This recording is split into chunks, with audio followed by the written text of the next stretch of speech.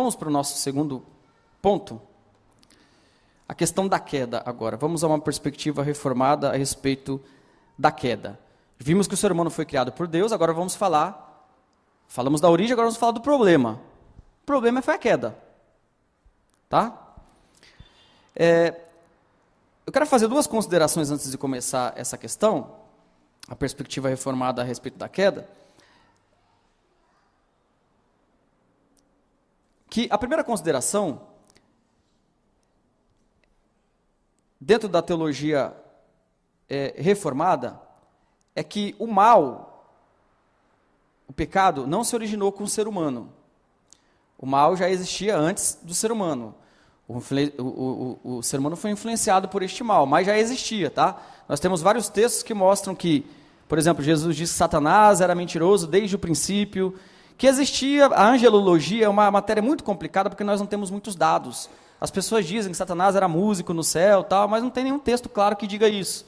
Bom, o que a gente pode dizer é que o pecado começou no mundo angélico. Bom, começou antes. Outra coisa que a gente tem que entender é o seguinte, embora Deus tenha decretado todas as coisas, Deus não é o autor do mal. Essa é uma questão muito complicada, tá? Não é alvo não é alvo do nosso estudo hoje, graças a Deus. Graças a Deus. Então eu vou deixar para o Cleiton, irmãos, outro dia, falar isso para os irmãos, né? Mas, embora exista divergência entre aqueles que se dizem reformados, se a gente pegar a teologia das institutas, se a gente pegar a teologia da Confissão de Fé de Westminster, dos símbolos de fé, todas elas afirmam que Deus não criou o mal, Deus não tenta ninguém ao pecado, tá bom? Embora Deus tenha decretado tudo. É uma questão importante da gente estudar também, em outro momento. Bom, em relação à entrada do pecado no mundo. Gênesis capítulo 3.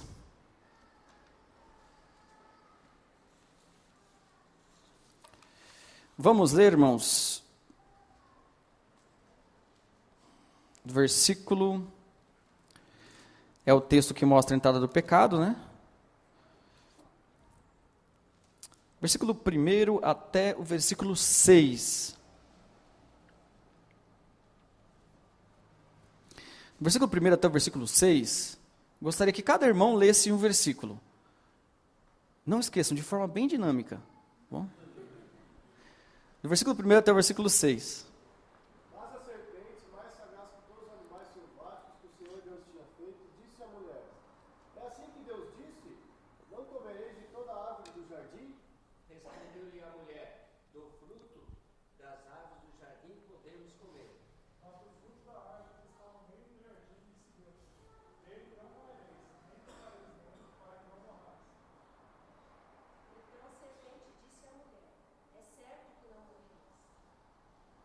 Porque Deus sabe que no dia que dele comerdes, se vos abrirão os olhos, e como Deus sereis conhecedores do bem e do mal. Vendo a mulher que a árvore era boa para se comer, agradável aos olhos, e a árvore desejável para dar entendimento, tomou de um fruto, e deu também ao marido, e comeu. Bom, então nós temos o relato da queda aí, tá? O Huckman, que é um teólogo sistemático, ele destaca algumas coisas que eu acho interessante aqui, que esse processo da queda, de vários erros que foram acontecendo até o pecado ser praticado e consumado, também é um processo do pecado na nossa vida. Interessante isso. Nós vemos no versículo 1, quando nasce a dúvida. No versículo 2 e 3, a questão do ressentimento no coração de Eva. Versículo 4, a questão da incredulidade nas palavras que Deus tinha dito. No versículo 5, o orgulho dela se querer parecer como Deus mesmo. E no versículo 6, a questão da desobediência, o ato de desobediência. Então, o pecado que nós cometemos também é assim. Todo pecado nasce no coração, do orgulho, da incredulidade. Então nós temos que tomar cuidado com a incredulidade, o orgulho, bom, com todas essas questões. Agora, irmão, veja que interessante. Olha só. A serpente chegou para Eva, e a ideia que a serpente queria passar para Eva é que alguém superior não estava tratando Eva da devida maneira. Nesse caso, Deus. Bom, e que ele poderia, na verdade, que Eva poderia se tornar igual a essa ideia, não é? Não é muito parecido com o marxismo isso? Talvez seja por isso que o marxismo é tão bem aceito, especialmente entre qual faixa etária? Jovens. Especialmente entre nós jovens. O cara está mais velho que... Né? Especialmente entre nós jovens, irmãos. Especialmente entre jovens. Por quê? É a ideia de que existe alguma opressão superior. Ó, tá vendo? Existe uma opressão superior, é o capitalismo te oprimindo. E aí o jovem vê isso daí, e a ideia do marxismo também desdobrada no feminismo e outras ideias, a família como fruto do capitalismo. Eu vivo numa família patriarcal. Meu pai e minha mãe querem mandar em mim. Aí o marxismo vem, né? A serpente, né? Vem e fala, poxa, mas não é bem assim, você pode ser diferente. Você não precisa obedecer. Não é bem parecido, irmãos? Por que os irmãos acham que é bem parecido? Porque o mesmo que influenciou a serpente estava influenciando o Marx também. Bom, é uma ideia antibíblica, uma ideia que não expressa a realidade daquilo que acontece na sociedade. Essa ideia que traz... Nós vamos entrar aqui em outras questões, senão eu vou demorar muito. Mas, primeiro ponto, o pecado entra no mundo, consumado através do ato do pecado. Para entender também essa questão, nós temos que entender como o pecado foi transmitido, ou é transmitido para todas as pessoas. Porque as pessoas podem dizer, poxa, mas Adão e Eva que pecaram, por que eu tenho que ser culpado também, né? Então nós afirmamos que nós também somos culpados diante de Deus por causa de algo chamado, aí eu destaquei no ponto B, pecado original. A Bíblia diz... E é assim diante de Deus. Deus, quando fez Adão e Eva, Deus considerou Adão como representante da humanidade. E quando Adão peca, a humanidade cai em Adão. Né? Todos caem em Adão, porque ele era o representante. Assim como, quando Jesus morre pela igreja, todos aqueles por quem ele morreu são salvos. E é por isso que Paulo usa a comparação. Né? Adão e aqueles a quem Adão representa, e Jesus, a questão da salvação, e aqueles a quem Jesus representa. Tá bom? Então, a verdade do pecado original é uma verdade reformada, é uma verdade cristã. Vamos dar uma olhada num texto que fala sobre isso? 1 Coríntios capítulo 15, verso 22. 1 Coríntios capítulo 15, verso 22.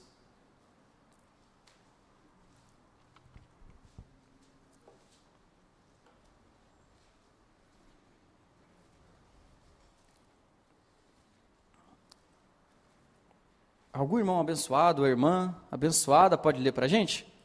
Porque assim como em Adão todos morrem, assim também todos serão vivificados em Cristo. Isso, olha que interessante.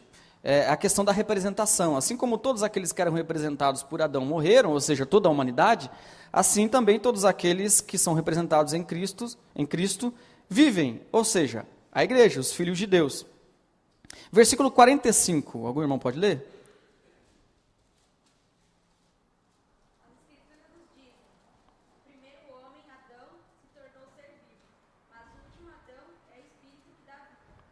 Mais uma comparação, tá? Então, dois conceitos sobre o pecado original para os irmãos gravarem, se quiserem anotar também. O ser humano carrega a culpa do estado original. Isso diz respeito à questão legal diante de Deus. Deus considera a pessoa pecadora. A pessoa nasceu, Deus a considera pecadora. Mas não cometeu nenhum pecado. Mas não é por ter cometido pecado que a pessoa é pecadora. É por imputação. Assim como você não é salvo por aquilo que você faz. É por imputação, atribuição. Deus atribui em você, cristão, as obras de...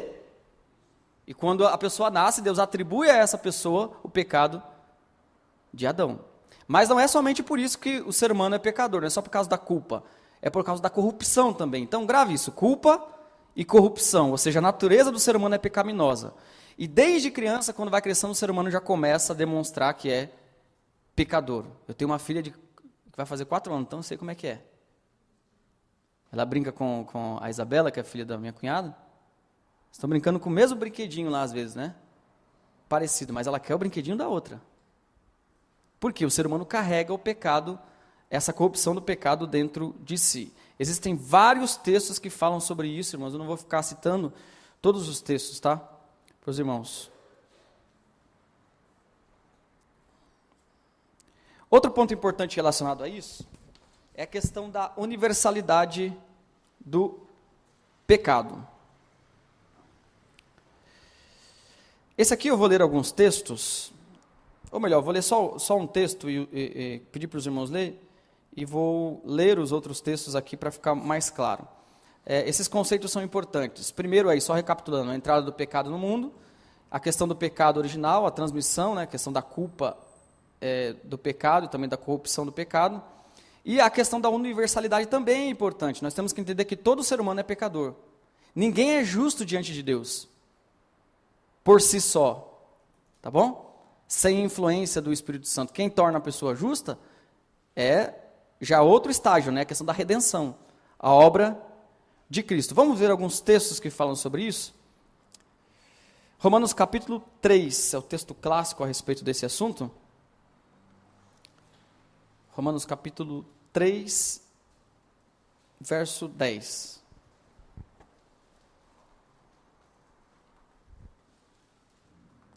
Romanos capítulo 3, verso 10.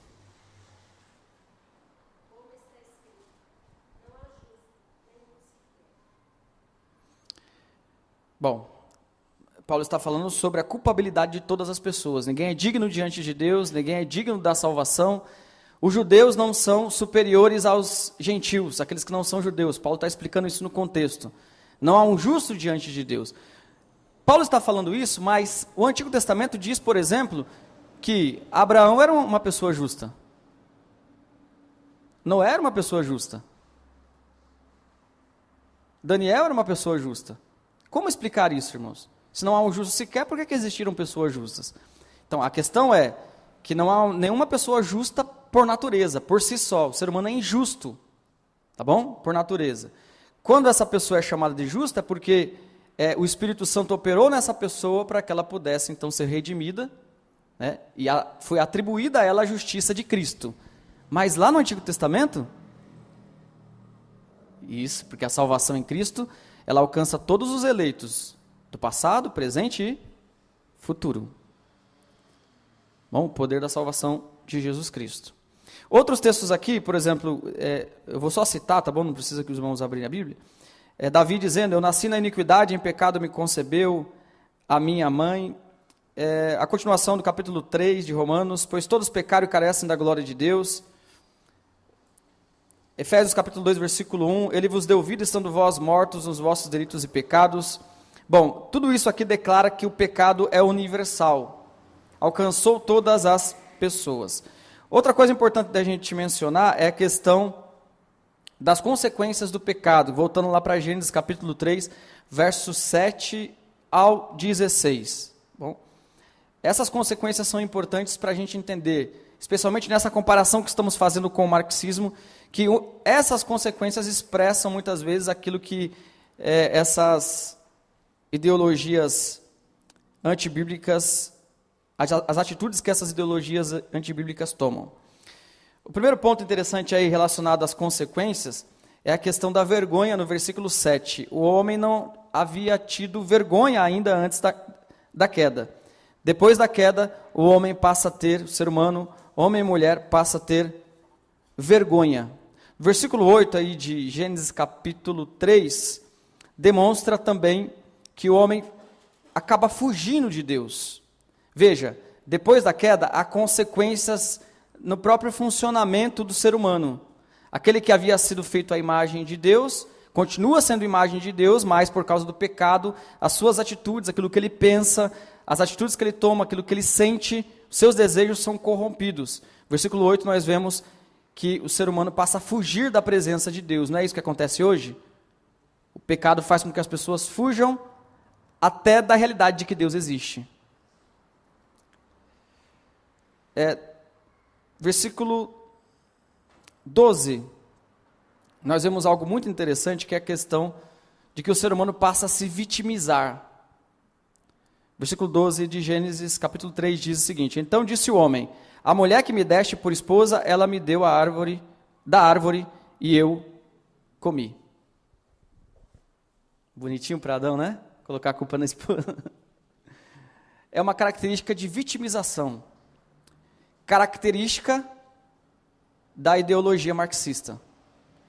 Porque se eu sou, o que eu sou é por causa das construções socioeconômicas da sociedade, então a culpa não é minha, a culpa é de outro. Então o conceito de assumir a culpa, de dizer que nós somos errados, eu sou errado, é um conceito cristão.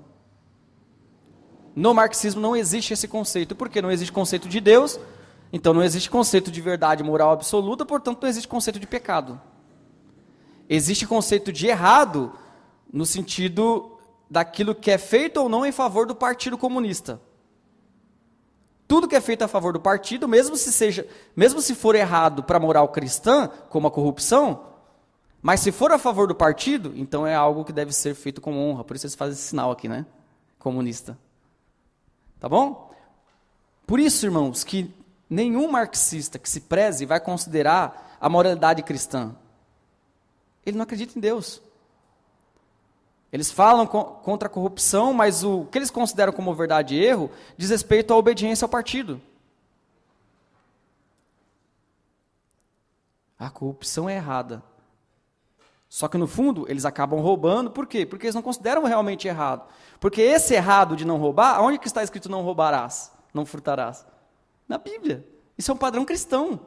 E outra, é um padrão que exige o assentimento de que existe propriedade privada, que é algo que não existe no marxismo. Então, no fundo, eles não reconhecem a moral cristã. Bom, para terminar, as duas últimas coisas relacionadas à queda, a questão do pecado, né, do mal, a nossa visão é de que o mal do mundo é o quê? Pecado. Bom, é a questão da liberdade do ser humano, a questão relacionada com o livre-arbítrio. Eu vou tentar resumir de forma simples isso, irmãos. É uma questão muito polêmica, mas não deveria ser tão polêmica assim. Porque a Bíblia é muito clara em relação a isso. Não deveria ser polêmica essa questão, bom? Mas vamos falar em relação, usar a liberdade como exemplo. Quem é aquele que tem liberdade de fazer todas as coisas e não é influenciado por nenhuma influência exterior? Quem é? Deus, somente Deus. Então, somente Deus tem uma liberdade no sentido absoluto. Ele só é influenciado pela sua natureza, ele nunca vai fazer nada contra a sua natureza.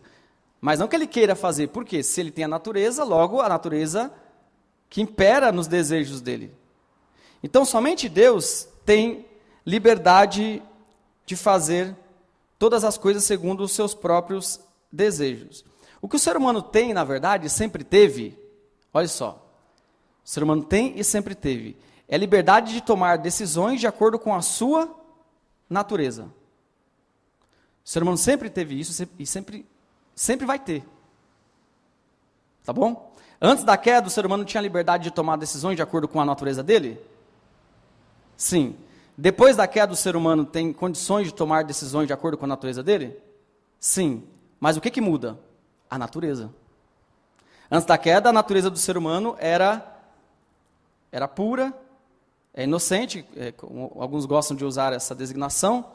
Então, ele poderia tomar decisões que glorificasse a Deus. Inclusive, a nossa confissão diz que ele era impulsionado a fazer aquilo que era bom, mas mesmo assim escolheu o mal.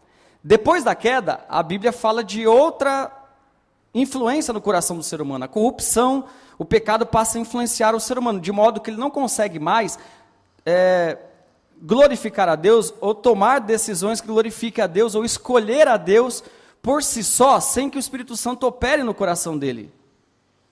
Porque ele só vai fazer escolhas de acordo com a sua natureza. É semelhante ao porco, né? Você pega o porquinho lá, eu sempre dou esse exemplo na igreja, já dei algumas vezes lá, Só está enjoado desse exemplo. Que na verdade Spurgeon que citou. Você pega o porquinho, né, lava ele, coloca o perfuminho, e depois você solta ele num lugar que tem água limpa e a lama. O que ele vai escolher? A lama. Sempre. Sempre vai escolher. Porque ele vai fazer escolhas de acordo com a sua natureza. E o ser humano sempre vai fazer escolhas de acordo com a natureza pecaminosa. Diferentemente do gato, por exemplo, né? O gato tem uma natureza diferente do porco, claro. Apesar do gosto da carne ser bem melhor do porco, né? Mas tem uma natureza diferente. Experimenta borrifar a lama no gato, você vai ver. O que o gato faz? Não precisa fazer igual, tá? Ele começa a se limpar, né? Ele usa a língua áspera dele, tem uma natureza interessante o gato, né? Para limpar-se. Né? Ele não gosta daquela sujeira. O ser humano é assim, depois da queda, nós dizemos que o ser humano não tem uma liberdade, não tem livre-arbítrio. Ele tem uma livre agência, ele pode fazer escolhas de acordo com a sua natureza. Antes da queda, não. A natureza dele não era influenciada pelo pecado, ele poderia fazer escolhas de acordo com a sua natureza, porque a natureza dele não era influenciada por causa do pecado. Tá bom? Então, depois da queda, nós não acreditamos que o ser humano continua com livre-arbítrio. É necessário que Deus, então, influencie o coração do ser humano para que ele possa fazer a escolha correta. Tá bom? A Bíblia diz que o ser humano está morto em seus delitos e pecados, ele não consegue entender as coisas de Deus, ele não consegue sentir vontade de fazer nada para Deus. Cá entre nós aqui, irmãos, se Adão, que foi feito com natureza pura, inclinado para o bem, escolheu aquilo que era mal, imagine o ser humano agora, depois da queda. Ele nunca vai escolher por si só aquilo que é bom.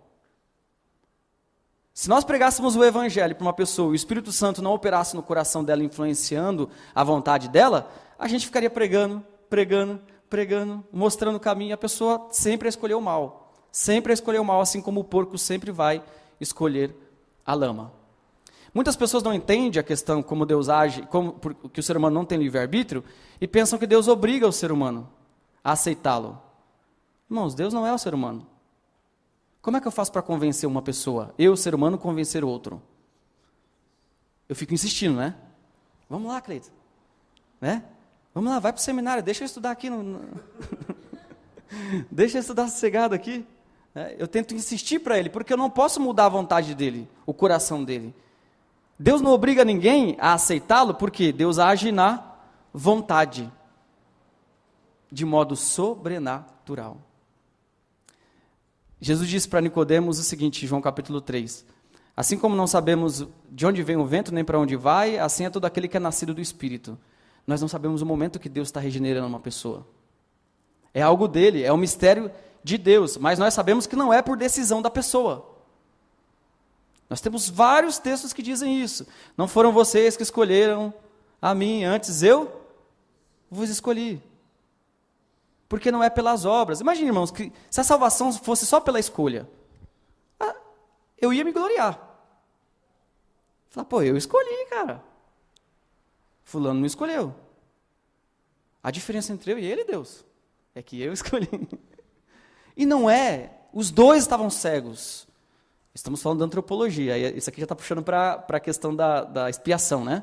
Mas não falaremos sobre expiação, vou deixar que o Cleito fale depois para os irmãos. Sobre expiação.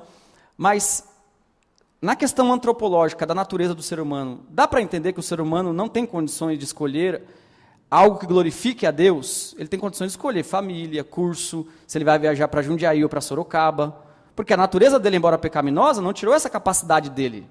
Mas ele não pode escolher as coisas espirituais. É por isso que pessoas inteligentíssimas elaboram filosofias, são cientistas e às vezes não conseguem entender e acreditar em Deus. Porque não se acredita em Deus pelo mérito humano, pela escolha humana, pelo raciocínio humano.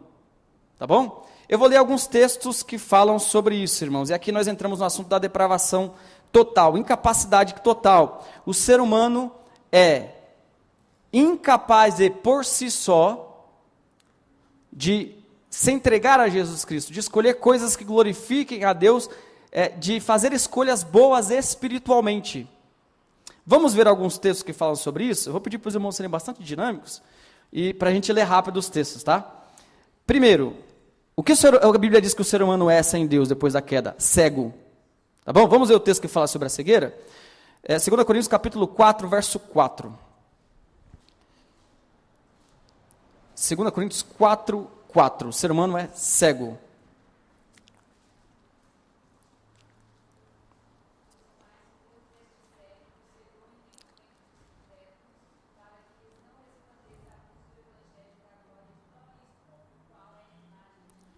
Os quais o Deus deste século cegou o entendimento dos incrédulos. A pessoa não consegue acreditar por si só, ela não consegue entender. Por isso a Bíblia diz que o ser humano está em trevas. Não é porque apagaram a luz. Não é porque está andando à noite. Trevas significa ignorância espiritual. Ou seja, o ser humano não consegue, se a luz do Evangelho não brilhar, ele não consegue decidir. Tá bom? O mérito não é dele. É por isso que o problema é o pecado, é Deus que resolve o problema. É Ele que resolve. O homem não pode se resolver. O homem tem tentado resolver. Por exemplo, criou o marxismo. E a gente viu o fruto, né, lá na China, Mao Tse Tung, né, e assim por diante. Tá bom? Então, irmãos, eu gosto muito de dar o exemplo de Lázaro quando morreu. Quando Jesus falou para Lázaro que já estava morto sair da tumba dele, com certeza Lázaro usou o livre-arbítrio dele, não é verdade? Lázaro falou, poxa, deixa eu escolher aqui, viver ou morrer? Eu estou fedendo aqui já. Já faz 4 dias. Eu acho que eu vou ouvir essa voz de Jesus, viu, cara? Acho que eu vou ouvir essa voz de Jesus. Era irresistível para Lázaro, porque Jesus deu uma ordem. Ele diz, Lázaro, sai para fora. Lázaro simplesmente reviveu. É isso que Deus faz com o ser humano quando Deus salva o ser humano. A gente sai para fora. Aí a gente pensa, poxa, eu escolhi Jesus, né? Mas quando a gente vai ver, rapaz, não é que foi Deus que me escolheu? Eu não tinha condições nenhuma. Eu estava fedendo no pecado, no mundo, fazendo as minhas escolhas pecaminosas. Olha, toda a honra e toda a glória tem que ser dada ao nome do Senhor Jesus Cristo. Você pode dizer que você não entende essa questão. Nós não entendemos muitas coisas, não precisamos entender para aceitar. Mas você não pode dizer que isso não está na Bíblia. Essa é a verdade bíblica a respeito da salvação do ser humano. O ser humano é cego. O outro texto, João 8,34, o ser humano é escravo do pecado. Replicou-lhe Jesus, em verdade vos digo, todo o que comete pecado é escravo do pecado.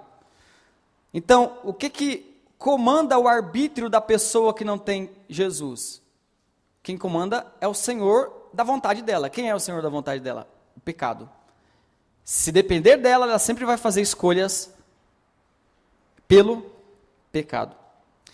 Efésios 2:1 fala sobre a morte espiritual. João 6,44, Jesus diz claramente, ninguém pode vir a mim. Esse texto é até legal ler, né? Importante, né? João 6,44. Vamos lá, irmãos.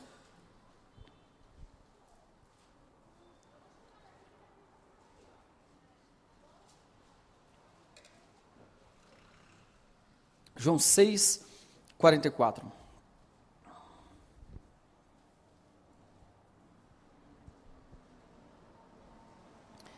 Então diz aí João 6,44, ninguém pode vir a mim se o Pai que me enviou não o trouxer, e eu ressuscitarei nos últimos dias. Bom, então está clara essa questão da vontade humana. O ser humano não pode ir até Jesus. É o Pai quem o leva pelos seus meios, pela sua graça irresistível, agindo na vontade do ser humano, não o obrigando, mas agindo na vontade, fazendo com que ele entenda o Evangelho. E outros textos também, por exemplo, o homem natural não aceita as coisas do Espírito. Então o homem não pode entender as coisas do Espírito, porque lhes são loucura, e não pode obedecê-las porque elas se discernem espiritualmente, ou seja, ele só pode entendê-las se o Espírito Santo operar em sua mente. Bom, irmãos, acabamos de lidar aqui, claro que rapidamente, assim, bem panorâmica a questão, né? Sobre a queda. Falamos da origem, né, do homem, e falamos sobre a queda. A respeito da visão marxista, é claro que a visão marxista não considera que o problema da sociedade seja a queda do homem no pecado, porque Marx não acreditava em Deus. Então, o problema da sociedade para Marx é que o ser humano está alienado. Por causa do capitalismo. Que descoberta, hein, Marx? Inclusive, Marx e Engels profetizaram que, um pouco depois deles sistematizarem o marxismo, que o capitalismo iria acabar, né? E os países, Estados Unidos, Inglaterra, que em essência eram capitalistas, iriam ser extinguidos, né? Que o comunismo iria dominar. Mas aí o que aconteceu? O que acabou acontecendo? As diferenças, as desigualdades do capitalismo começaram a ser consertadas. E o proletariado, que eram os trabalhadores, que Marx dizia que eles iam fazer a Revolução Comunista, eles começaram a classe média, virar classe média. Ter uma vida melhor. E a Revolução? Só que aí o que os marxistas dizem? Tá vendo? Mesmo que ele tenha uma vida melhor, ganhe bem, more num país bom, ele está alienado. Ele é fruto do capitalismo que está dominando ele, mas ele não sabe. Porque, irmãos, como o marxismo é uma religião, eles nunca vão admitir que eles estão errados. Sempre vão dizer, Marx foi mal interpretado, né? Ou outras coisas parecidas com essas questões, tá bom? Bom, a questão da aplicação. Rapidamente, só a Escritura apresenta o diagnóstico completo. Só a Escritura pode apresentar, de fato, o porquê que a sociedade anda mal.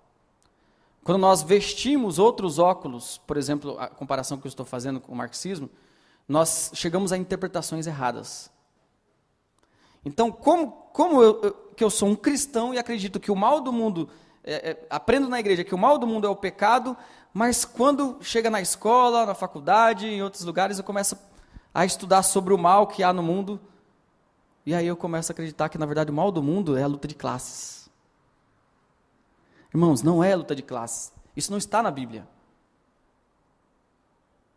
Na Bíblia nós vemos que pessoas da mesma classe, por causa do pecado, podem oprimir outras. Da mesma classe. Quer ver um exemplo? Estudaram sobre Jezabel? Ela oprimiu muitos homens. A Bíblia diz que ela matava os profetas. Por quê? Não é porque existia uma luta de classes entre mulheres e homens. A Bíblia não diz isso. É por causa do pecado. Por causa do pecado. É por isso que nós vemos, por exemplo, se nós estudarmos a escravatura africana, nós vamos ver que aqueles que eram donos de escravos na África eram pessoas, irmãos deles. O problema não está na classe, o problema está no pecado. Existe preconceito? Claro que existe, né? Só que o diagnóstico é o quê? Não é colocar uma classe contra a outra. Olha, está vendo como existe preconceito? Você tem preconceito comigo, que eu sou um pregador do Evangelho, tá bom? E é verdade, estou falando sério. Então, o que acontece? Eu crio uma ideia de que a classe dos pregadores tem sofrido preconceito por parte das esposas, né, de pregadores. Mas não é. Se há um preconceito, é por causa do pecado no coração. A solução não é colocar uma classe contra outra, criar uma ideia fantasiosa que só vai separar as pessoas. Bom, inclusive o próprio Marx dizia que o que rege a sociedade é o capitalismo. E o capitalismo criou a igreja, criou a Bíblia, criou a religião. Irmão, não caia num negócio desse. Você prefere acreditar em Jesus ou em Marx? Eu prefiro acreditar em Jesus. Jesus disse assim, os pobres sempre tereis convosco. Jesus não era um revolucionário político. Olha só a separação. Não estou falando que a gente não pode se intrometer na política. Tem um capítulo na nossa Confissão de Fé da Igreja Presbiteriana só sobre política. Leia ele. Aquela visão de Estado ali é perfeita de acordo com a Bíblia. Mas Jesus disse assim, dai a César o que é de César e a Deus o que é de... Ele não era um revolucionário político. Ele entendeu que as duas esferas eram diferentes. Estado e igreja. Então, irmãos, as soluções que o marxismo apresenta para a sociedade são soluções erradas, partindo de pressupostos errados, de uma visão de mundo errada, de uma cosmovisão humana e anti-bíblica. O que aconteceu recentemente, uma coisa muito interessante, que é fruto do marxismo e do feminismo. foi a FIFA proibiu os canais de televisão de filmarem as pessoas, as mulheres bonitas. Foi isso, né? Foi isso, irmãos, que aconteceu? Oi? A TV russa? Ah, não foi a FIFA a TV russa. Hoje nós vivemos num mundo assim, em que as pessoas se ofendem porque elas acham, e essa é uma característica do marxismo. Para o marxista, para aquele que abraça essa ideologia, sempre é o outro que está errado. É o outro que está me ofendendo. É a ideologia do ofendido. Daqui a pouco, só pelo fato da pessoa ser bonita, as pessoas vão dizer, não deixa essa pessoa passar aqui não. Está vendo aqui? Eu me senti plenamente ofendido por essa pessoa. Isso, os sociólogos até chamam isso de ditadura. Oi? Ditadura da beleza, né? Então, irmãos, temos que tomar cuidado com essas questões. Existe padrão de beleza? Não, existe, sempre vai existir. Bom? Mas não é dessa maneira que a gente tem que encarar esses problemas. Bom, de outras maneiras. A questão é espiritual. Vamos para o último ponto, que é o ponto menor, tá? Eu fiz esse ponto proposicionalmente menor para... Me ajude a pronunciar, Cleiton. De forma proposital, graças a Deus que a língua portuguesa, né, ajuda a gente, né? Depois que a gente passa dos 60 anos, irmãos, é complicado. A questão da redenção, né? Falamos sobre a origem, falamos sobre o problema, qual é a solução? Na teologia reformada, a solução para os problemas do ser humano, começando com o indivíduo, é a remissão do pecado. A redenção de seu estado de escravidão em relação ao pecado. Primeiramente, temos que ter como pressuposto, antes de mais nada, que a salvação é um plano da Trindade. Veja, essencialmente, a Trindade, Deus é um só, essencialmente, né? Em essência, as três pessoas da Trindade, Pai, Filho e Espírito Santo, são uma só. Só que em relação à função da aplicação da salvação e do planejamento da salvação, eles têm funções diferentes. Os filósofos, até os estudiosos, costumam dizer, né? Ontologicamente, a substância do Pai, Filho e Espírito Santo é uma só. Bom? No plano da salvação, geralmente, textos que falam da escolha que foi feita antes da fundação do mundo. Então é importante a gente entender que antes da criação, antes da queda, Deus já tinha planejado a salvação. Não só porque Ele sabia, porque tinha decretado. Isso é importante, tá bom?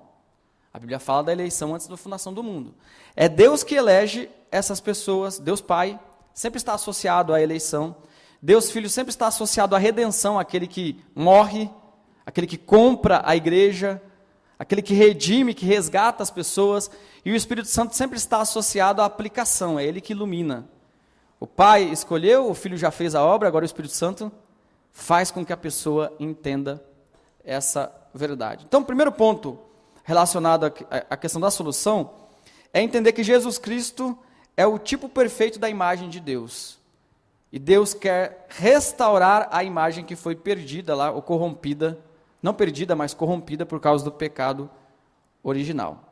Cristo vem como homem perfeito para mostrar como será a condição daquele que tem imagem de Deus restaurada em sua vida. Seremos como Cristo é humanamente. Bom, não seremos Deus, claro, porque Cristo não é só humano, Cristo também é Deus. Cristo possui duas naturezas em uma personalidade. Bom, isso é cristologia. Outro conceito importante para nós entendermos isso é de vocação eficaz. Eu já falei um pouco sobre isso, mas vou ler alguns pontos aqui da nossa confissão de fé, capítulo que fala sobre o livre-arbítrio, tem um capítulo sobre o livre-arbítrio da confissão de fé de Westminster, tem um capítulo sobre vocação eficaz. O que Deus faz com a pessoa no pecado? Deus a chama. Eu dei o exemplo de Lázaro, né? É eficaz por quê? Porque Deus vai chamar e a pessoa vai. O chamado externo, a pregação do evangelho, a pessoa pode rejeitar. Mas o interno, não tem como. Bom? Então a confissão de fé diz o seguinte: Quando Deus converte um pecador e o transfere para o estado da graça, ele o liberta da sua natural escravidão ao pecado e somente pela sua graça o habilita a querer e fazer com toda a liberdade o que é espiritualmente bom. Mas isso de tal modo, por causa da corrupção ainda existente nele, o pecador não faz bem perfeitamente, nem deseja somente o que é bom, mas também o que é mal. Então Deus faz a sua obra no pecador, o liberta do pecado, transforma a sua vontade, mas aqui na terra, até as nossas vontades boas têm ainda restos do pecado. Por isso que não concordamos com a ideia, por exemplo, de John Wesley, de que a pessoa pode ser perfeita espiritualmente aqui na terra. Aqui na terra a gente sempre vai ser pecador. Não? Isso é importante, irmãos, a gente entender. É importante a gente saber disso, para enfrentar as situações da vida. Eu costumo dizer para os irmãos lá na minha congregação que eu trabalho, em algum momento eu vou decepcionar vocês. Em algum momento vocês vão me decepcionar. Isso é normal, porque nós somos pecadores. Mas quando nós temos uma visão utópica ou idealista demais, fora dos padrões bíblicos, nós acabamos nos relacionando na igreja, no casamento, nas várias esferas da sociedade, esperando a perfeição das pessoas. Nem nós somos perfeitos. E aí nós nos decepcionamos. Está vendo ali? Faz só 20 anos que eu não falo com o irmão ali. Porque o que ele fez foi... Mas ele matou alguém na sua família? Não, não matou. Não, ele não me cumprimentou aquele dia lá, estava passando. Aí o cara criou uma raiz no coração, que é um ídolo, né? Por quê? O que nos ajuda a tratar isso? Entender que nós somos imperfeitos. Imagina se Jesus esperasse a perfeição dos discípulos dele. Deixa eu ir ali, Pedro, Tiago e João, vou orar ali. Ele voltou, o que eles estavam fazendo? Jesus já ia ficar depressivo, né? Irmãos, Jesus ia ser a pessoa mais depressiva da história da terra. Por quê? Mas por que ele não era? Porque Jesus conhecia, João capítulo 2, versículo 23, ele conhecia a natureza humana. Bom? Inclusive o marxismo tem influenciado muito a psicologia. Nem todo ramo da psicologia tem influência marxista. Mas, por exemplo, não existe na psicologia conceito de pecado. Por quê? Porque não há um sistema teológico dentro da psicologia, né? Então, o conceito de pecado é importante. Bom? Por isso que a gente tem que tomar cuidado, filtrar os conselhos que a gente ouve, bom, por causa do conceito de pecado. Vamos lá, irmãos. Ainda na confissão de fé, eu vou ler aqui para os irmãos. Todos aqueles que Deus predestinou para a vida, e só esses é ele servido no tempo por ele determinado e aceito, chamar eficazmente pela sua palavra e pelo seu Espírito, tirando-os por Jesus Cristo daquele estado de pecado e morte em que estão por natureza e transpondo-os para graça e salvação. Como Deus faz isso? Iluminando a pessoa, o entendimento espiritualmente, a fim de compreender as coisas de Deus para a salvação, tirando-lhe os corações de pedra e dando-lhe corações de carne, renovando as suas vontades e determinando-as pela sua onipotência para aquilo que é bom e atraindo-os eficazmente a Jesus Cristo, mas de maneira que eles vêm livremente, ou seja, Deus não obriga, né? Ele age e a pessoa escolhe, de acordo com a natureza nova dela, sendo para isso dispostos pela graça de Deus. Veja, eu acho muito bonito esses termos, né, que a confissão usa. Estude a confissão de fé, irmãos. Se você é presbiteriano, estude a confissão de fé. Agora, se você não é presbiteriano, estude a confissão de fé também. Tem outros textos, tem alguns textos que falam sobre esse chamado eficaz. Eu só vou ler aqui para poder encaixar no tempo certinho. Não vou pedir para que os irmãos leiam, tá bom? A Bíblia mostra que Deus é quem salva a pessoa e tira ela desse estado. João 1,12, mas a todos quantos receberam, aos que creem no seu nome, deu-lhes poder de se tornarem filhos de... os quais não nasceram do sangue, nem da vontade da carne, nem da vontade do varão, mas de Deus. Bom, é Deus quem salva a pessoa. João 3,5, em verdade te digo, se alguém não nascer da água e do Espírito, não pode entrar no reino de Deus. Para quem que Jesus falou isso? Para uma pessoa totalmente pecadora na sociedade, que dava mau exemplo? Nicodemos, um membro do Sinédrio, não tinha nenhum pecado escandaloso. Passava na rua, as mães falavam para o filho, olha, quero que você seja igual aquele homem ali quando você crescer. Exemplar, se vestia como um judeu, né? Cristão de hoje em dia, um judeu. Jesus falou para ele, você tem que nascer de novo, cara. Bom, então, significa que não era pelas obras dele, pela religiosidade dele, até pela vontade dele, tá bom? É da vontade de Deus. Jesus ainda diz para Nicodemos, o que é nascido da carne é carne, o que é nascido do Espírito é Espírito. O que é nascer na carne? O nascimento que todos nós tivemos. Nós nascemos um dia, né, gerados pelos nossos pais, mas nascer da carne é uma coisa, nascer do Espírito é outra. Ezequiel 36, 26, também vos darei um coração novo, e porei dentro de vós um espírito novo, e tirarei da vossa carne o coração de pedra, e vos darei um coração de carne. Isso é salvação. Então Deus troca, muda o coração. Todo que o Pai me dá virá a mim, e os que vêm a mim de maneira nenhuma o lançarei fora. João 6, 37. Bom, essa tabelinha aí para que a gente possa observar os estágios da imagem de Deus no ser humano, dentro de todos esses pontos que eu falei até agora, né? Então, primeiramente, a imagem do homem original, o ser humano poderia escolher de acordo com a sua natureza, ele poderia escolher o que era bom e o que era mal, porque ele era puro, podemos dizer assim, né? Era perfeito enquanto ser humano. A imagem pervertida, por causa do pecado, nós vimos no segundo ponto, que é o estágio pós-queda. O ser humano ainda tem a imagem de Deus, ainda preserva a imagem de Deus. Porque lembra-se do texto que nós lemos em Gênesis 9? Deus fala para que se uma pessoa matar outra, que ele seja morto por outra pessoa, ali Deus estava instituindo o Estado, não o Estado como o marxista acredita, mas o Estado como designado nas Sagradas Escrituras. E o texto diz, por quê? Porque o homem é a imagem de Deus. Isso foi depois da queda. Então, depois da queda, o homem continua sendo imagem e semelhança de Deus, só que está corrompida, né? Está arranhada. A imagem renovada, o estágio que nós citamos aqui, a questão da redenção, o estágio pós-regeneração, o homem, a imagem de Deus no ser humano é renovada. Tem vários textos que falam sobre isso, né? Quando Paulo diz que nós caminhamos de glória em glória, segundo a imagem de Jesus Cristo, tal. Então tem vários textos que trabalham com isso. E por fim, o estágio final, a imagem aperfeiçoada, o estágio pós-glorificação. Bom? E nesse último ponto aqui, da questão da redenção. O que é a redenção para o marxista?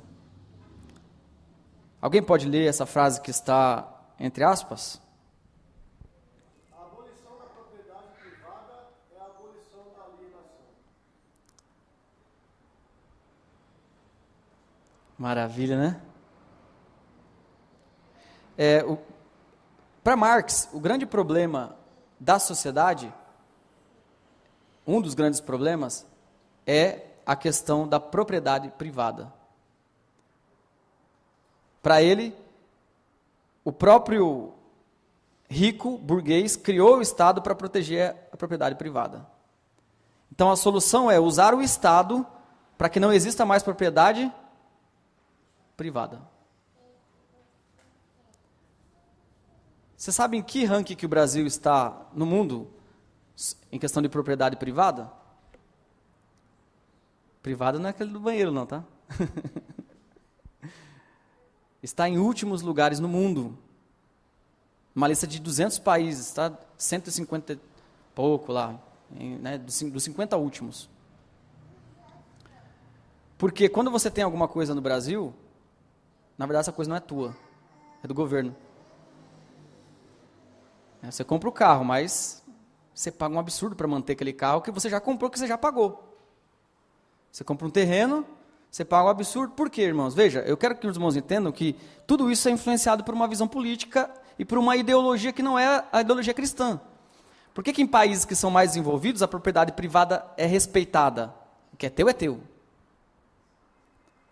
Por quê? Porque a propriedade privada é um preceito, podemos dizer, um princípio bíblico. Pense um pouquinho aí, irmãos.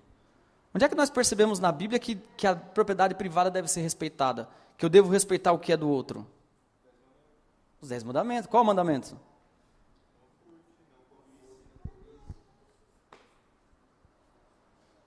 Parabéns, irmão. Tá bom? Então, a ideia de Marx era o quê? A ideia é agigantar o Estado para que o Estado influencie em diversas esferas e assim não exista nada que seja particular, somente aquilo que é público. Bom? A redenção, então, é feita pelo Estado. Como que se faz uma lei para que o Estado aumente? Vamos lá, irmãos. Vocês entendem mais de política do que eu. Para que o Estado aumente.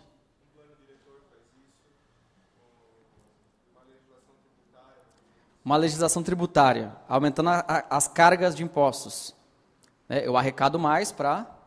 Por exemplo, se eu faço um plano... Recentemente foi aprovado, eu vou citar aqui porque foi bem recente, foi aprovada uma lei para que o governo pague as contas de energia das famílias que são de baixa renda. Você olha assim e fala, pô, legal, né? Pô. Só que de onde o Estado vai tirar dinheiro para pagar isso? Hã? Ele vai tirar de algum lugar, porque o Estado, economicamente, a aula básica da economia, né? Economicamente o Estado não produz nada. Quem produz é a iniciativa privada. Como é que o Estado vai fazer? Taxar de impostos e, ao mesmo tempo, o Estado aumenta a sua influência, porque aquelas pessoas que estão dependendo daquilo ali, vocês acham que elas vão votar em outro político, que não seja aquele que estabeleceu aquela lei? Não, elas vão votar nele para sempre. Bolsa Família. Alguém está pagando, né? Eu estou dando esse exemplo, irmãos, não é para puxar sardinha para partido A ou B, até porque todos os partidos estão nessa... A gente não tem um partido de vertente ideológica cristã no Brasil. Tem pessoas que têm, né? Dentro desses partidos socialistas tem pessoas que têm visões boas. Mas estou falando isso para que os irmãos percebam, não é por outro motivo, mas é para que os irmãos percebam como essa questão filosófica influencia os nossos impostos que nós estamos pagando. Como uma questão, uma ideia de administração, uma cosmovisão, que não é uma visão bíblica, uma cosmovisão criada, pode influenciar e fazer uma coisa ruim para a sociedade. Nós vemos os frutos do marxismo. Eu anotei uma frase aqui bem interessante de Engels, que foi quem formulou todo o socialismo com Marx, e ele diz o seguinte: quando já não existir nenhuma classe social que precise ser submetida, nada mais haverá para reprimir, nem haverá necessidade. Portanto, dessa força especial de repressão, não haverá necessidade, portanto, dessa força especial de repressão, que é o Estado. Então, olha o plano de Engels e Marx. O Estado é uma coisa ruim porque protege a sociedade, a propriedade privada. O que nós fazemos para que tudo seja público? Aumenta o Estado. Os países desenvolvidos pensam o contrário. Diminui o Estado, eles pensam. Bom? Depois que o comunismo foi instaurado, tudo for perfeito, não houver classes, o Estado deixa de existir. Quer dizer, é uma coisa tão sem lógica, quanto mais se dá poder para o Estado, ele vai deixar de existir algum dia? O que tem acontecido em países que têm tentado aplicar a visão de Marx? Nós vimos massacres, guerras, inclusive Hitler é influenciado por essa visão, de nacionalismo, de poder estatal, né, de empresas estatais, do Estado dominando todas as áreas para fazer a revolução. Bom? E, pelo contrário, do lado oposto, e aqui eu já vou caminhando para os 10 minutos finais, eu vou acabar certinho. Para os 10 minutos finais, e eu quero trazer algumas reflexões sobre isso. Pelo contrário, se nós vemos na história que quando o marxismo quer ser aplicado na sociedade, as coisas não dão certo. Não existe nenhum país comunista que seja um país desenvolvido. Pelo contrário. E uma coisa que a gente tem que aprender, irmãos, e quando eu digo assim que não existe nenhum país comunista que não seja desenvolvido, é um país que não existe nenhum país em que o Estado não dê livre mercado. Entenda uma coisa, livre mercado é o oposto de comunismo. Por exemplo, Suécia, os países da Escandinávia, as pessoas dizem, né, eles são socialistas. No livre mercado eles estão lá em cima, entre os 10. No livre mercado o Brasil está entre os últimos. Porque o livre mercado tem tudo a ver com comunismo e socialismo. Quanto mais socialista uma sociedade menos livre mercado a sociedade vai ter. Porque livre mercado implica em propriedade privada, implica em você deixar que as pessoas comercializem sem interferência estatal. Tudo bem? Então, quando alguns socialistas dizem, poxa, lá na Suécia, né? Oh, lá é o socialismo, deu certo. Olha o índice de livre mercado da Suécia. Se não me engano, está entre os 10 do mundo. Entre os 10 eu tenho certeza. O Brasil está lá, 160 e pouco. Tá bom? Por quê? Na aplicação da administração pública, algumas questões morais e princípios devem ser respeitados. Porque existem princípios morais e princípios absolutos, como nós estamos vendo. Quando eu desrespeito a propriedade privada, por exemplo, ou outros princípios baseados nas Escrituras, tem como dar certo? Tem. Agora eu vou falar um pouco, para finalizar, irmãos, sobre a influência do cristianismo. O que acontece quando o cristianismo influencia uma pessoa? O marxismo prega que as estruturas sociais têm que ser mudadas para que o indivíduo comece a se enxergar da maneira correta. O cristianismo enxerga o contrário. O indivíduo tem que ser mudado para que todas as estruturas comecem a mudar. Veja que uma coisa é oposta à outra. Você entende por quê? Por mais que você possa simpatizar com isso, pense um pouco. Você pode estar até simpatizando com o que eu estou falando, né? Mas pense um pouco. Pense, é bíblico aquilo que eu abraço? Esses princípios que eu estou abraçando é bíblico. Olhe um pouco para essas questões. Agora, quando nós olhamos para o cristianismo, nós vemos que o cristianismo na história do mundo, nesses 2000 anos, trouxe, primeiramente, transformações de vidas. Milhares e milhares de testemunhos de pessoas que foram transformadas, seu coração transformados por Deus. Viviam nas drogas, viviam uma vida devassa, pessoas públicas, até filósofos, pessoas importantes que foram transformados pelo poder de Jesus Cristo. Apesar de nem todos os cristãos serem salvos, veja, o cristianismo tem influenciado a sociedade. Nós vemos, por exemplo, na questão do valor da vida humana. Para você, como que você imagina que era, na época de Cristo, no período greco-romano, a valorização da vida humana? Era valorizada a vida humana? Quando nascia uma criança, no período greco-romano, quando nascia uma criança com defeito, o que eles faziam? Eles matavam. Às vezes, quando nascia uma mulher, é do sexo feminino, opa.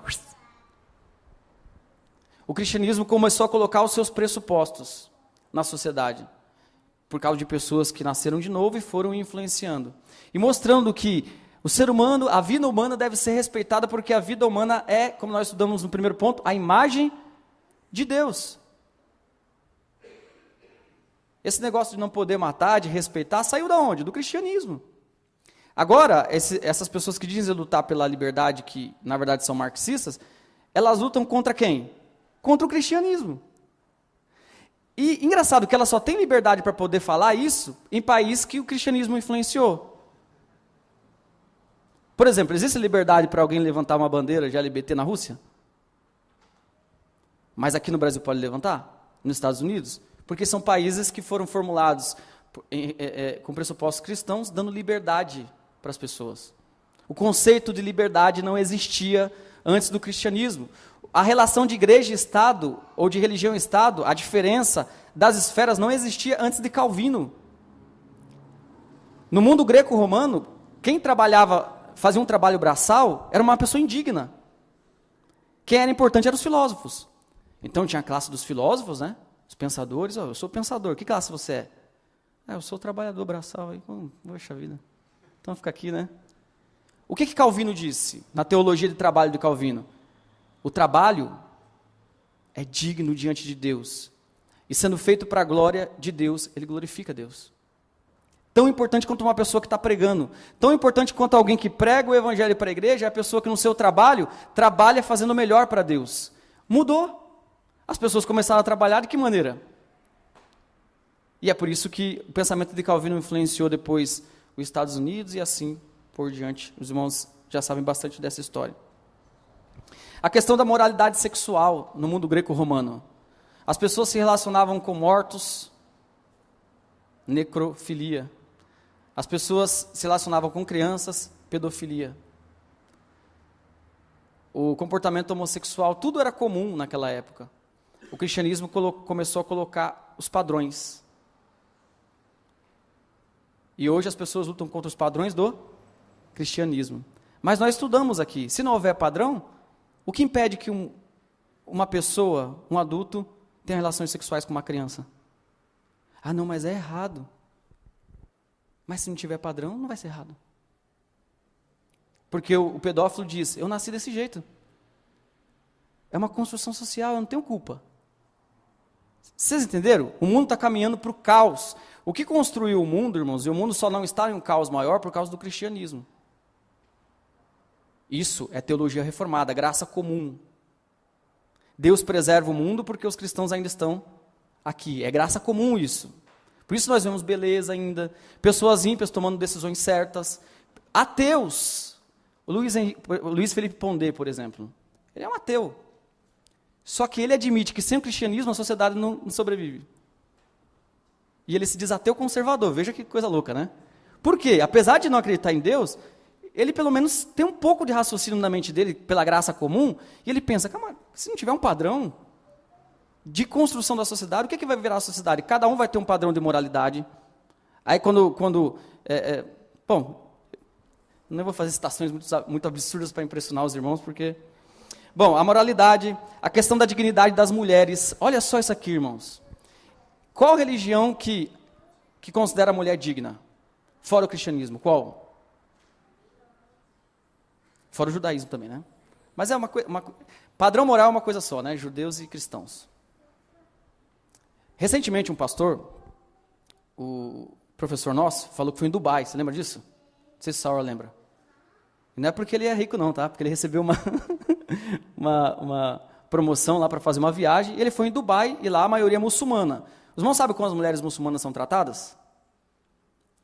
As mulheres estavam na piscina, né? E elas estavam com roupa de mergulhador na piscina. Por aqui, ó. O cristianismo foi a única religião, e no passado, no mundo greco-romano, a mulher não era considerada nenhuma pessoa. No Alcorão, a mulher não é nem uma pessoa diante de Alá.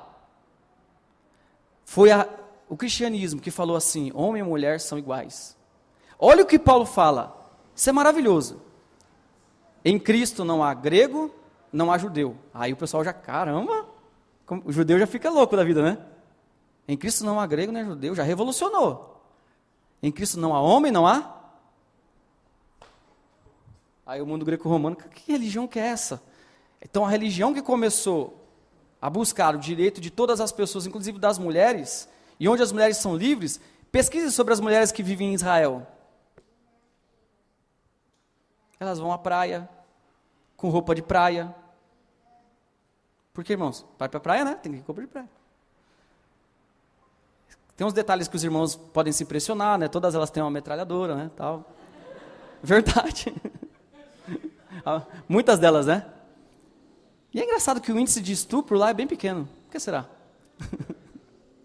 Mas, irmãos, o que eu quero passar para os irmãos é que os irmãos pensem sobre isso. Nosso mundo foi influenciado.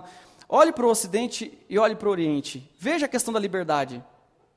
O muçulmano pode chegar em São Paulo ou em Nova York, dobrar o seu joelho a Alá e adorar Alá. Mas um cristão não pode ir lá no mundo árabe fazer isso. Veja a diferença de pensamento, de liberdade de consciência. Todos esses conceitos são conceitos cristãos. Olha só um negócio. Onde nasceu a escravidão? Você sabe onde nasceu a escravidão? Você sabe desde quando a escravidão existe? Desde sempre. No Antigo Testamento existia escravidão, não é por causa de raça, não. Era uma escravidão diferente nos tempos bíblicos. A pessoa ficava devendo, ou roubava alguma coisa, então ela virava escrava da outra. Eu acho muito legal essa ideia. Você vai ficar escravo aqui até você pagar, vai trabalhar para mim. Esse tipo de escravidão que tinha sempre existiu. Sócrates, alguns filósofos eram escravos. Olha o nível, né?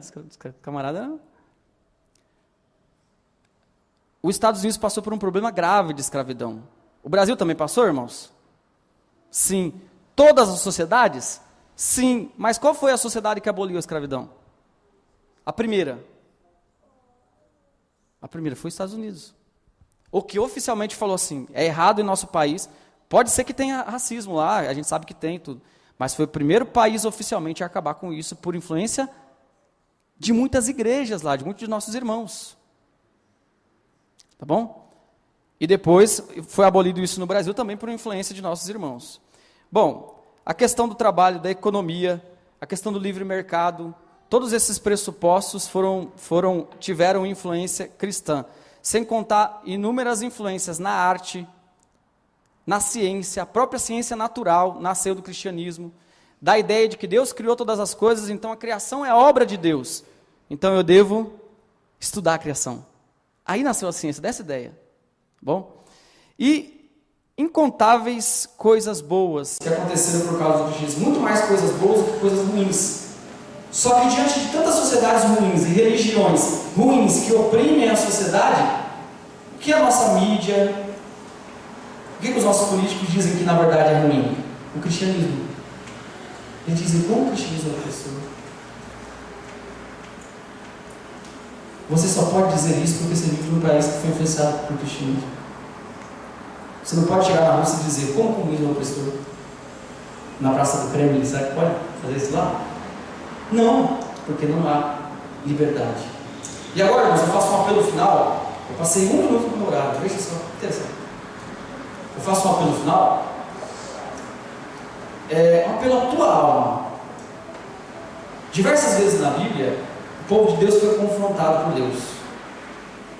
Porque diversas vezes o povo de Deus fez uma síntese. Ah não, eu quero acreditar em Baal, mas eu também quero acreditar em Jeová. É legal, essas duas coisas são legais. E veja, irmãos, não é bom para nós flertarmos, namorarmos com ideologias anticristãs. A ideologia marxista, por exemplo, é um ídolo. Isso é idolatria, é uma quebra do primeiro mandamento. É uma origem falsa, é um diagnóstico falso, é uma esperança falsa, é uma esperança de redenção falsa. E também outras ideologias políticas. Tá bom? Eu coloquei o marxismo aqui, os irmãos entenderam por quê, né? Por uma comparação só. Não pode pensar em outra ideologia, os pressupostos de Freud e assim por diante. Mas o apelo aqui é: opte por Jesus Cristo. Não fique cocheando entre dois pensamentos. Faça a diferença onde você está. O teu professor de história vai falar tudo o contrário que eu disse aqui. Eu já sei disso. O teu professor de geografia também. Ele vai colocar o mapa da cabeça para baixo, vai tentar dizer que esses países aqui, ó, tá vendo? Os países do norte são mais desenvolvidos, ó, vai virar o mapa assim. Tá vendo? Tá bom?